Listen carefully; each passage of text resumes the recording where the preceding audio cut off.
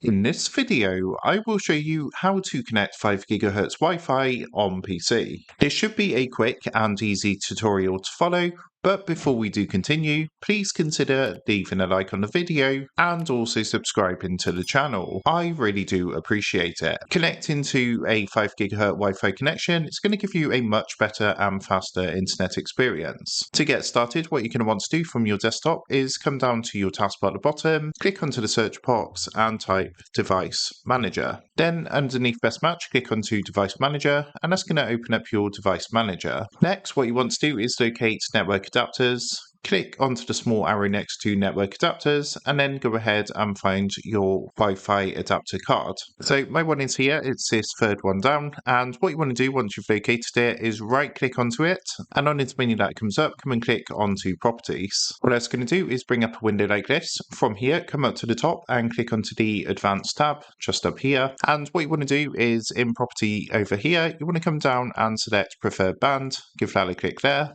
and on the right hand side where it says value, click onto this drop down box and select prefer 5 GHz band.